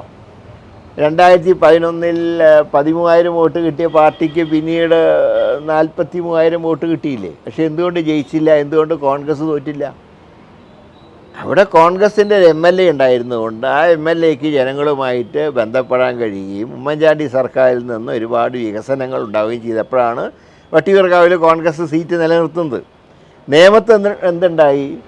ഈ ദളിന് സീറ്റ് കൊടുത്തോടുകൂടിയിട്ട് ഒരു കാര്യം മനസ്സിലാക്കേണ്ട, 2010 കോർപ്പറേഷൻ ഇലക്ഷനിൽ 12 സീറ്റ് വീതം വട്ടിയൂർക്കാവിലെ നേമത്തും UDF ജയിച്ചതാണ്. നേരെ വെച്ച് അസംബ്ലി വന്നപ്പോൾ ആകെ തമർന്നുപോയി. ദളിന് ചിഹ്നം കിട്ടാൻ തന്നെ ഒരുപാട് ദിവസം എടുത്തു, സ്കാറ്റേഡായിപ്പോയി. അന്ന് തന്നെ O രാജഗോപാൽ 42,000 വോട്ട് വാങ്ങി. പിന്നീട് സുരേന്ദ്രൻപിള്ള തലേ ദിവസം വരെ UDFനെ വിമർശിച്ച ആളാണ്. അദ്ദേഹം കേരള കോൺഗ്രസ്സിലായിരുന്നു PC തോമസിൻ്റെ കൂടെ. അദ്ദേഹം നഖശീകാന്തം വിമർശിച്ച ഒരാൾ സീറ്റ് കിട്ടിയില്ല എന്ന് പറഞ്ഞപ്പോൾ ഉടനെ അദ്ദേഹം UDFിലേക്ക് വന്നു. അത് ജനങ്ങൾ ഒട്ടും ഉൾക്കൊണ്ടില്ല. അതോടെ കോൺഗ്രസിൻ്റെ സംഘടനാ സംവിധാനം അവിടെ തകർന്ന് തരിപ്പണായി. അതിനെ ഒന്ന് ഉത്തേജിപ്പിക്കുക. അതുകൊണ്ട് 37,000 വോട്ട് കിട്ടിയല്ലോ 13,000-ൽ നിന്ന്. അല്ല, നേമത്തെ താങ്കൾ പരാജയപ്പെട്ടെങ്കിലും താങ്കളുടെ ഒരു പൊളിറ്റിക്കൽ ഗ്രാഫ്, രാഷ്ട്രീയപരമായിട്ട് താങ്കളുടെ ഗ്രാഫ് മുകളിലേക്ക്, അതായത് BJPയുമായിട്ടുള്ള ഒരു അന്തർധാര ഇല്ല, അതിനായിട്ട് ഫൈറ്റിംഗ് ആണ് എന്ന് തെളിയിക്കാൻ കഴിയും. എന്നിട്ടും അതായത് ഇത്രയധികം ശക്തമായിട്ടുള്ള ഒരു RSS വിരുദ്ധ സ്റ്റാൻഡ് എടുക്കുന്നു, അവരുടെ കയ്യിലുണ്ടായിരുന്ന ഏക സീറ്റ് നഷ്ടപ്പെടുന്നതിനുള്ള പ്രധാന കാരണമാകുന്നു. എന്നിട്ടും എന്തുകൊണ്ടാണ് ഇടയ്ക്കിടയ്ക്ക് താങ്കൾ അടുത്ത ദിനങ്ങളിൽ അല്ലെങ്കിൽ അടുത്ത ഒരു മുഹൂർത്തത്തിൽ താങ്കൾ ചിലപ്പോൾ BJPയിലേക്ക് പോകുമെന്നുള്ള ഒരു പ്രചാരണം വരുന്നത്? അത് ബോധപൂർവം ചിലരൊക്കെ പ്രചരിപ്പിക്കുന്നതാണ്. അതിപ്പോൾ ചങ്ക് തുറന്ന് കാണിച്ചാലും ചെമ്പരത്തി പോകുന്ന പറഞ്ഞ ചില ആൾക്കാരുണ്ട്. അവരെന്ത് പറഞ്ഞാലും ഞാൻ അതിനെക്കുറിച്ച് മൈൻഡ് ചെയ്യുന്നില്ല. അതാണ് ഞാൻ പറഞ്ഞത്, 474 കിലോമീറ്ററോളം രാഹുൽ ഗാന്ധിയോടൊപ്പം ഞാൻ പദയാത്ര നടന്നത് BJPയിൽ ചേരാനാണ്. ഞാൻ ചോദിക്കുന്നത് അങ്ങനെ ചേർന്നിട്ട് എന്ത് കിട്ടാൻ? അല്ല, താങ്കളെപ്പോലെ ഒരു ജനകീയനായിട്ടുള്ള ഒരു നേതാവ് ഇല്ലാത്തതാണ് പലപ്പോഴും ബി ജെ പിയെ സംബന്ധിച്ചിടത്തോളം അവരുടെ വലിയൊരു പ്രതിസന്ധി. കേരളത്തിൽ ഒരു പാൻ കേരള ഇമേജ് ഉള്ള ഒരു നേതാവില്ലാത്തതാണ് എന്ന് പറയാറുണ്ട്. അപ്പോൾ സ്വാഭാവികമായിട്ടും താങ്കളെ പോലൊരു നേതാവിനെ അവർ ആഗ്രഹിക്കുന്നുണ്ടാവും. താങ്കളുടെ അടുത്ത് എപ്പോഴെങ്കിലും ഏതെങ്കിലും രീതിയിൽ BJPയിൽ നിന്നോ RSSൽ നിന്നോ ഒരു ഓഫർ വന്നിട്ടുണ്ടോ? ഒരാളും എന്നെ സമീപിച്ചിട്ടില്ല. അതിനെ സമീപിക്കാൻ ആർക്കും ധൈര്യം ഉണ്ടായിട്ടില്ല. അതായത് ഞാനിപ്പോൾ ഒരു സാഹചര്യത്തിൽ കോൺഗ്രസ് വിട്ട് പോകേണ്ടി വന്നല്ലോ. DIC NCP ഒക്കെ ആയിട്ട് 2 മുന്നണിയിലില്ലാതെ നിൽക്കേണ്ടി വന്നു. അന്ന് പോലും ഞാൻ കോംപ്രമൈസ് ചെയ്തിട്ടില്ല. അന്നായിരുന്നാലും ചെയ്യാനായിട്ടും എളുപ്പം, കാരണം 2 മുന്നണിക്കാരും എടുക്കുന്നില്ല. അന്ന് പോലും ഞാൻ ട്രൈ ചെയ്തിട്ടില്ല. അതുകൊണ്ടാണല്ലോ മാപ്പ് എഴുതി കൊടുത്ത് കോൺഗ്രസ്സിലേക്ക് തിരിച്ചു പോയത്. അതുകൊണ്ട് ആ സ്റ്റാൻഡിൽ എനിക്കൊരു മാറ്റം ഉണ്ടാവില്ല. പക്ഷെ താങ്കളോട് RSSൽ പ്രത്യേകിച്ച് നേമത്ത് അവർക്കേറ്റ അല്ലെങ്കിൽ BJPക്കേറ്റ ആ ഒരു വലിയ പരാജയം, അതിൻ്റെ പ്രധാന കാരണം താങ്കളായിരുന്നു എന്നുള്ളത് കൊണ്ട് താങ്കൾ BJPയുടെയും RSSൻ്റെയും ഒരു നോട്ടപ്പുള്ളിയാണ് എന്ന് പറഞ്ഞാൽ അതിലൊരു വാസ്തവം. അതിൽ തെറ്റില്ല. കാരണം അതിന് വേണ്ടിയിട്ടാണ് വടകരയിൽ സത്യത്തിൽ വോട്ട് മറയ്ക്കാൻ തന്നെയാണ് അവർ ആ പ്രഫുൽ കൃഷ്ണനെ, പ്രഫുൽ ചന്ദ്ര ഒരാളുണ്ടല്ലോ അവരുടെ ഇപ്പോഴത്തെ കാൻഡിഡേറ്റ്, അയാളെ സ്ഥാനാർത്ഥിയാക്കിയത്. പക്ഷേ ഞാൻ പറഞ്ഞ അങ്ങനെ നിങ്ങൾ മറക്കുകയാണെങ്കിലും ഞാൻ ജയിക്കുന്നുള്ള വാശിയായിരുന്നു. അപ്പോഴാണല്ലോ തൃശ്ശൂർക്ക് വരുന്നത്. അപ്പോൾ വടകരയിൽ BJP താങ്കൾക്കെതിരെ വോട്ട് മറിക്കും എന്നൊരു ഭയം താങ്കൾക്കുണ്ടായിരുന്നു? ഭയം ഉണ്ടായിരുന്നില്ല. വോട്ട് മറയ്ക്കുന്ന എനിക്ക് 100% ഉറപ്പായിരുന്നു. മറച്ചാലും അതിനെ കവർ ചെയ്യാൻ കഴിയുന്നുള്ള വിശ്വാസം ഉണ്ടായിരുന്നു. ഇവിടെ തൃശ്ശൂർ എന്തായാലും അവരുടെ വളരെ പ്രബലനായ ഒരു സ്ഥാനാർത്ഥിയാണ് മത്സരിക്കുന്നത്. അതുകൊണ്ട് അത്തരമൊരു ആശങ്ക താങ്കൾക്കില്ല? BJPയുടെ വോട്ട് അങ്ങോട്ട് മറിക്കുക, CPMൻ്റെ വോട്ട് ഇങ്ങോട്ട് മറിക്കുക എന്നുള്ളതൊന്നും ഇപ്പോൾ പറയാനായിട്ടില്ല. പക്ഷേ ജയിക്കും എന്നുള്ള വിശ്വാസം എനിക്കുണ്ട്. തൃശ്ശൂർ സുരേഷ് ഗോപിക്ക് അദ്ദേഹം പങ്കുവയ്ക്കുന്ന ഒരു വലിയ ആത്മവിശ്വാസം എന്ന് പറയുന്നത് ഇവിടെ ക്രിസ്ത്യൻ സഭകളുടെ ഒരു പിന്തുണ അദ്ദേഹത്തിന് പരോക്ഷമായിട്ടെങ്കിലും കിട്ടുന്നുണ്ട്. അവർ എന്താ പറയുന്നത്, പ്രത്യക്ഷത്തിൽ അവർ ഒരു BJP നിലപാട് എടുത്തിട്ടുണ്ടെങ്കിൽ പോലും ഉള്ളിൻ്റെ ഉള്ളിൽ ക്രിസ്ത്യൻ സമൂഹത്തിൽ നിന്ന് സുരേഷ് ഗോപി വലിയൊരു പിന്തുണ പ്രതീക്ഷിക്കുന്നുണ്ട്. ഒരിക്കലും അങ്ങനെ ഉണ്ടാവില്ല, ഒരിക്കലും സംഭവിക്കില്ല. ക്രിസ്ത്യൻ മുസ്ലിം വോട്ടുകളുടെ ഏകീകരണം UDFന് അനുകൂലമാകും. ഹിന്ദു മതത്തിൽ തന്നെയുള്ള പ്രബലരായിട്ടുള്ള പലരും UDFനെ പിന്തുണയ്ക്കും. ഞങ്ങൾക്ക് എല്ലാ വിഭാഗത്തിൽ നിന്നും വോട്ട് കിട്ടും. മൈനോറിറ്റിയിൽ നിന്നും കിട്ടും, മെജോറിറ്റിയിൽ നിന്നും വോട്ട് കിട്ടും. അതുകൊണ്ട് തന്നെ ഞങ്ങൾക്ക് ഒട്ടും ആശങ്കയില്ല. ഈ തെരഞ്ഞെടുപ്പ് ഫലത്തിനെക്കുറിച്ച് ഒട്ടും ഞങ്ങൾക്ക് ആശങ്കയില്ല. 12 തിരഞ്ഞെടുപ്പുകൾ കഴിഞ്ഞു. അടുത്ത തിരഞ്ഞെടുപ്പിലാണ് താങ്കളിപ്പോൾ ഏർപ്പെട്ടിരിക്കുന്നത്. അതിൽ ഇപ്പോൾ നോക്കിക്കഴിഞ്ഞു കഴിഞ്ഞാൽ തുല്യമായിട്ടാണ് വിജയവും പരാജയവും. 6 പരാജയങ്ങൾ, 6 വിജയങ്ങൾ. നേമത്ത് ഇതിനിടയിൽ ഒരു പരാജയമുണ്ടായി. എന്തൊക്കെയായി കഴിഞ്ഞാലും രാഷ്ട്രീയത്തിൽ നമ്മൾ എപ്പോഴും പറയാറുണ്ട്, ഇപ്പോൾ നേമത്ത് താങ്കൾ തോറ്റെങ്കിലും താങ്കൾക്ക് രാഷ്ട്രീയപരമായിട്ട് താങ്കളുടെ ഒരു പ്രഭ വർദ്ധിച്ചു എന്നൊക്കെ പറയുമ്പോൾ പോലും അൾട്ടിമേറ്റ്ലി ആത്യന്തികമായിട്ട് വിജയം തന്നെയാണ്. അപ്പോൾ തൃശ്ശൂരിൽ താങ്കളെ സംബന്ധിച്ചിടത്തോളം വിജയം എന്ന് പറയുന്നത് ഒരു അനിവാര്യതയാണ്. അതായത് ഇവിടെ വിജയിക്കുന്നില്ലെങ്കിൽ താങ്കളുടെ ഒരു പൊളിറ്റിക്കൽ ഗ്രാഫിനെ അത് പ്രതികൂലമായിട്ട് ബാധിക്കും. ഞാനതിനെ ഭയപ്പെടുന്ന ആളൊന്നുമല്ല. ഭയപ്പെടുന്നില്ല. നാളെ രാഷ്ട്രീയം നിർത്തി വീട്ടിലിരിക്കേണ്ടി വന്നാലും ശരി, ഞാൻ അങ്ങനെയൊന്നും ഭയപ്പെടുന്ന ആളൊന്നുമല്ല. അതുകൊണ്ട് ഒരിക്കലും വർഗീയ കക്ഷികളുമായിട്ട് ഒരിക്കലും ഞാൻ കോംപ്രമൈസ് ചെയ്യില്ല. ധൈര്യമായിട്ട് തന്നെ മുന്നോട്ട് പോകും. BJPക്ക് കേരളത്തിൽ കൂടുതൽ വേരോട്ടമുണ്ടാകണമെങ്കിൽ ഒരു കാര്യത്തിൽ അവർ പ്രത്യേകം ശ്രദ്ധിക്കുമെന്നാണ് പൊതുവെയുള്ളൊരു വിലയിരുത്തൽ. അതായത് കേരള സമൂഹത്തിൻ്റെ ഒരു ഡെമോഗ്രഫി നോക്കുമ്പോൾ ഇവിടെ BJPക്ക് വേരോട്ടമുണ്ടാകണമെങ്കിൽ ഒന്നുകിൽ അവർക്ക് മുസ്ലിം സമുദായത്തിൽ നിന്ന് അല്ലെങ്കിൽ ക്രിസ്ത്യൻ സമുദായത്തിൽ നിന്ന് പിന്തുണ കിട്ടേണ്ടതായിട്ടുണ്ട്. അപ്പോൾ നിലവിൽ അവരുടെ ശ്രമം എന്ന് പറയുന്നത് ക്രിസ്ത്യൻ സമുദായവുമായിട്ട് കൂടുതൽ എടുക്കുക എന്നുള്ളതാണ്. അതിപ്പോൾ പ്രധാനമന്ത്രി മോദി ആയാലും കേന്ദ്ര ആഭ്യന്തരമന്ത്രി അമിത്ഷാ ആയാലും BJPയുടെ ഇതര നേതാക്കളായാലും അവരെല്ലാവരും തന്നെ ക്രിസ്തീയ സഭകളുമായിട്ട് കേരളത്തിൽ കൂടുതൽ അടുപ്പമുണ്ടാക്കുക, അങ്ങനെ ക്രിസ്ത്യൻ സമൂഹത്തിലേക്ക് BJPയുടെ ഒരു സ്വാധീനം വർദ്ധിപ്പിക്കുക എന്നൊരു ലക്ഷ്യമിടുന്നുണ്ട്. ഈ ഒരു BJPയുടെ ഈ ഒരു സ്ട്രാറ്റജിയെ താങ്കൾ അല്ലെങ്കിൽ കോൺഗ്രസ് എങ്ങനെയാണ് നേരിടുന്നത്? ഞാൻ ഈ പല ക്രിസ്ത്യൻ സ്ഥാപനങ്ങളും സന്ദർശിച്ചപ്പോൾ അവരൊക്കെ അവർ പറഞ്ഞത്, നിങ്ങൾ ജയിക്കണം, ഒരു സെക്യുലർ ഗവൺമെൻറ് ഉണ്ടാക്കണം. മണിപ്പൂരിലൊക്കെ ഞങ്ങൾക്കുണ്ടായ അനുഭവങ്ങൾ അത് ഭാവിയിൽ ഉണ്ടാവാതെ ഇരിക്കണം. അപ്പം മണിപ്പൂർ സംഭവങ്ങൾ അവരെ വല്ലാതെ ഹർട്ട് ചെയ്തിട്ടുണ്ട്. ഇതെന്തൊക്കെ പുറമേ കാണിച്ചാലും ശരി, ശക്തമായിട്ടുള്ള വികാരം അവരുടെ ഭാഗത്തുനിന്ന് ഉണ്ടാവും BJPക്കെതിരായി. അവിടെയാണ് BJPയുടെ സ്വപ്നം കഴിയാൻ പോകുന്നത്. പലരും എന്നോട് തുറന്നു പറഞ്ഞിട്ടുണ്ട്. മണിപ്പൂരിലൊക്കെ ഞങ്ങളുടെ സഭയ്ക്കും ഞങ്ങളുടെ പള്ളികൾക്കും ഉണ്ടാകുന്ന നാശനഷ്ടങ്ങൾ, എത്ര ആളുകളെ കൊന്നത്, അതുകൊണ്ട് കേന്ദ്രത്തിൽ BJP വരാൻ പാടില്ല. എനിക്ക് പല സ്ഥാപനങ്ങളിൽ നിന്നും എന്നോട് പലരും പറഞ്ഞില്ല. ആരൊക്കെ പറഞ്ഞതെന്ന് ഞാൻ പറയുന്നില്ല. അതുകൊണ്ടാണ് ഞാൻ ധൈര്യത്തിൽ പറയുന്നത്, ഈ പരിപ്പ് BJPയുടെ പരിപ്പ് ഇവിടെ വേവില്ല എന്ന് പറയാൻ കാരണം. BJPയുടെ പരിപ്പ് കേരളത്തിൽ വേവില്ല എന്ന് താങ്കൾ ഉറച്ചു പ്രഖ്യാപിക്കുന്നു. തീർച്ചയായും. ആ ഒരു വിശ്വാസത്തിലാണ് താങ്കൾ മുന്നോട്ട് നീങ്ങുന്നത്.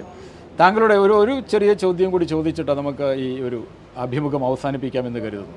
താങ്കളുടെ ജീവിതത്തിൽ താങ്കൾ ഏറ്റവും ഖേദിക്കുന്ന ഒരു സംഭവം എന്തായിരുന്നു? അത് പാർട്ടി വിട്ടുപോയതാണോ, കോൺഗ്രസ് വിട്ടുപോയത്? അത് വിട്ടുപോകേണ്ടിയിരുന്നില്ല എന്ന് തന്നെയാണ് എൻ്റെ വിശ്വാസം. അത് അന്ന് വേണ്ടിയിരുന്നില്ല. അതാണ് ഞാൻ ആദ്യം പറഞ്ഞത്. ഞാൻ മന്ത്രിയാവുന്നില്ല, ഞാൻ ലോക്സഭയിലേക്ക് മത്സരിച്ചോളാം, പ്രസിഡൻഷിപ്പ് വേണമെങ്കിൽ ഞാൻ രാജിവയ്ക്കാം എന്നൊരു സ്റ്റാൻഡ് അന്ന് എടുത്തിരുന്നുവെങ്കിൽ അതായിരുന്നു ശരി എന്നാണ് ഇപ്പോൾ തോന്നുന്നത്. പക്ഷേ ഈ പറഞ്ഞ പോലെ കൈവിട്ടുപോയ കാര്യങ്ങളെക്കുറിച്ച് എനിക്ക് പറഞ്ഞിട്ട് കാര്യമില്ല. അപ്പോൾ അതുകൊണ്ട് താങ്കൾ വാസ്തവത്തിൽ പിന്നിലേക്ക് നോക്കിയല്ല മുന്നിലേക്ക് നോക്കി തന്നെയാണ് നടക്കുന്നത്. തീർച്ചയായും ഇനിയിപ്പോൾ പിന്നിലേക്ക് നോക്കി സമയം കളയാനില്ല, മുന്നിലേക്ക് നടക്കും. അതോടൊപ്പം തന്നെ താങ്കളുടെ ഈ ചില പ്രതിസന്ധികളിൽ, ചില വിഷമഘട്ടങ്ങളിൽ, ഉദാഹരണത്തിന് 2004 ആ പരാജയം, അല്ലെങ്കിൽ നിയമത്തെ എന്തൊക്കെ പറഞ്ഞു കഴിഞ്ഞാലും പരാജയപ്പെട്ടു പോകുന്നത്, ഇത്തരം ഘട്ടങ്ങളിൽ താങ്കളെ ആശ്വസിപ്പിക്കുന്ന, അല്ലെങ്കിൽ താങ്കൾ ഈ സാന്ത്വനം തേടിയിട്ട് ഒരു ആശ്വാസം തേടി താങ്കൾ എങ്ങോട്ടാണ് തിരിയുന്നത്? അല്ല, ഞാൻ ഒന്ന് ദൈവവിശ്വാസം, അചഞ്ചലമായിട്ട് ദൈവവിശ്വാസം. പിന്നെ എന്നോട് എൻ്റെ ഭാര്യ എപ്പോഴും പറയുന്നുണ്ട്, മനുഷ്യന് ഏറ്റവും വേണ്ടത് ആരോഗ്യവും ദീർഘായുസ്സുമാണ്. കുടുംബത്തിൽ ദുഃഖങ്ങൾ ഉണ്ടാവാതെ അതിനു വേണ്ടിയിട്ടാണ് പ്രാർത്ഥിക്കേണ്ടത് എന്ന് എന്നോട് എപ്പോഴും പറയാറുണ്ട്. ഈ രണ്ട് കാര്യങ്ങളുമാണ് എനിക്ക് നൽകുന്ന കരുത്തെന്ന് പറയുന്നത്.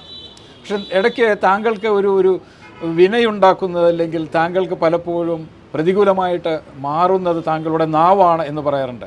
കാര്യങ്ങൾ തുറന്നു പറയുക, പലപ്പോഴും ആരുടെയും ഈ പറഞ്ഞതുപോലെ മുഖം നോക്കാതെ അതിനെ വിമർശിക്കുക, ഈ ഒരു സ്വഭാവ വാസ്തവത്തിൽ താങ്കൾ സ്വയം വിലയിരുത്തിയിട്ടുണ്ടോ? ഞാനതിൽ തെറ്റെനിക്ക് ഇതുവരെ തോന്നിയിട്ടില്ല. കാരണം ഞാൻ ഈ ശരിയുള്ള കാര്യങ്ങൾ വെട്ടിത്തുറന്ന് പറയുന്നൊരു സ്വഭാവമുണ്ട്.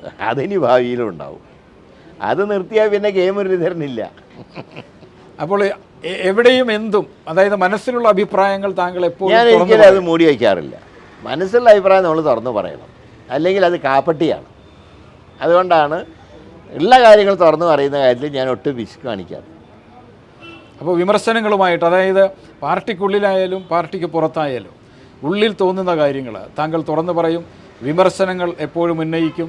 പാർട്ടിക്കുള്ളിൽ ഒരു ആഭ്യന്തര ജനാധിപത്യം വേണമെന്ന് വളരെ കൃത്യമായിട്ട് വിശ്വസിക്കുന്നുണ്ട്. പാർട്ടിക്കകത്ത് ആഭ്യന്തര ജനാധിപത്യം വേണം. പക്ഷേ എന്ന് വിചാരിച്ചിട്ട് എന്തും പറയലല്ല, പാർട്ടിയുടെ തെറ്റുകൾ ചൂണ്ടിക്കാണിച്ച് പാർട്ടിയെ നേരായ വഴിയിലേക്ക് നയിക്കുക, അതാണ് ഞാൻ ആഗ്രഹിക്കുന്നത്.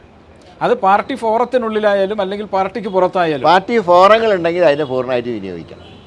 ഫോറം ലഭിക്കാതെ വരുമ്പോഴാണ് പുറത്ത് പറയുക. പാർട്ടി ഫോറം ലഭിച്ചാൽ ഒരിക്കലും പുറത്ത് പറയില്ല. അപ്പോൾ പാർട്ടി വാസ്തവത്തിൽ ഈ ആഭ്യന്തര വിമർശനങ്ങൾക്ക് കുറച്ചുകൂടി അവസരങ്ങൾ നൽകണം എന്ന് കൂടിയാണ് താങ്കൾ പറഞ്ഞത്. അതായത് പാർട്ടി ഫോറങ്ങൾ സജീവമാക്കണം. ഇപ്പോൾ രാഷ്ട്രീയകാര്യ സമിതി ആണെങ്കിലും KPC നിർവാഹക സമിതി, അതൊക്കെ ആ സമയം അനുസരിച്ച് യോഗം ചേർന്നാൽ നമുക്ക് പറയാനുള്ള കാര്യങ്ങൾ അവിടെ പറയാം. അപ്പോൾ അത് അങ്ങനെ ചേർന്ന് കഴിഞ്ഞാൽ പ്രശ്നവുമില്ല. കഴിഞ്ഞ തവണ 19 സീറ്റുകൾ UDF ഇവിടെ നേടി. ആ ഒരു റെക്കോർഡ് ഇത്തവണ നിലനിർത്താൻ കഴിയുമ്പോൾ, കാരണം LDF പറയുന്നത് അവർ വലിയ മുന്നേറ്റം ഉണ്ടാക്കുമെന്നാണ്. LDFന് ഒരിക്കലും മുന്നേറ്റം ഉണ്ടാവില്ല. ഞങ്ങളുടെ ലക്ഷ്യം 2020 ബാക്കി കാര്യങ്ങൾ തീരുമാനിക്കേണ്ട ജനങ്ങളാണ്. വളരെ സന്തോഷം.